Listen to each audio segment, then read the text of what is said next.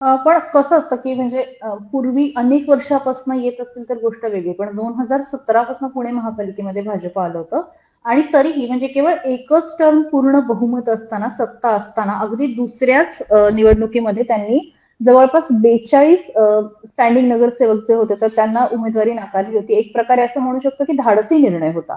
आणि इतका धाडसी निर्णय घेऊन सुद्धा म्हणजे तुम्हाला असं वाटतं का, की भाजपला मतदान करताना लोक पक्ष बघतात आणि व्यक्ती बघत नाही असं काही झालंय पुण्यात? धाडसी निर्णय तुमचा आवाज कट झाला होता. कुणाला उमेदवारी नाकारायचा धाडसी निर्णय? 42 स्टँडिंग नगरसेवकांना उमेदवारी नाकारली होती भाजपने आणि काहीसा धाडसी निर्णय होता. पण असं असताना सुद्धा लोकांनी कमळावरती विश्वास ठेवलाय. मग असं वाटतंय की व्यक्तीपेक्षा पक्षाला पुण्यात मतदान झालंय? नक्कीच. मला वाटतं, की व्यक्तीपेक्षा पक्ष मोठा ही भाजपची आजची रणनीती नाही.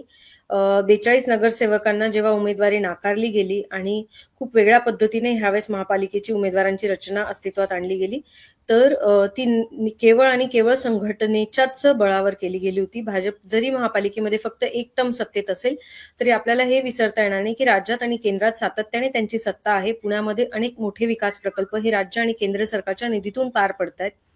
तसंच गेल्या आता जी विधानसभा पार पडली त्यामध्ये या शहराने विशेषतः शहरी भागाने ज्या पद्धतीने एकतर्फा कौल हा भाजपच्या बाजूने दिला होता त्यामुळे स्थानिक स्वराज्य संस्थांना शहरी भागात सामोरं जाताना भाजपला अडचण येईल असं चित्र नव्हतं. नव्याने समाविष्ट झालेल्या 23 गावं किंवा पेरिफेरीमधल्या सबर्बन एरियामध्ये की जिथे आजही गावकी भावकीचा राजकारणावर परिणाम आहे, अशा ठिकाणी भाजपने खूप वेगळ्या पद्धतीने नियोजन केलं. उदाहरणार्थ राष्ट्रवादीचे एकमेव शहरातले आमदार पठारे त्यांच्या कुटुंबामध्ये म्हणजे त्यांना 8 कोरे एबी फॉर्म दिल्याबद्दल सुरुवातीच्या टप्प्यात टीका होताना आपण पाहिली. पण काही प्रमाणात तो निर्णय आता योग्य ठरला असं चित्र आहे. आणि मला वाटतं की सातत्य थ्रू आउट द इलेक्शन जे ॲज अ पार्टी म्हणून त्यांचं सातत्य होतं. म्हणजे प्रत्येक प्रभागाचा आढावा घेणं. म्हणजे विशेषतः निमण आणि ढोरे ह्या प्रभागाबद्दल आपण बोलूयात किंवा ज्या प्रभाग 9चे निकाल जाहीर व्हायचे त्या प्रभागाबद्दल बोलूयात. तर रोज ह्या प्रभागात काय घडतंय, आज तिथे कुठल्या पद्धतीची प्रगती झालेली आहे आणि आवश्यकता असेल तिथे निहाय नरेटिव्हचा विचार करण्यात आला. इतकं जर मायक्रो प्लॅनिंग असेल, जे प्रमुख नेते ते अक्षरशः त्यांनी शहरामध्ये स्वतःला गेले काही दिवस गाडून घेतलेलं आहे निवडणुकीसाठी. पुण्याचे खासदार मोहोळ यांच्या जवळपास प्रत्येक विधानसभा मतदारसंघामध्ये पदयात्रा झाल्या.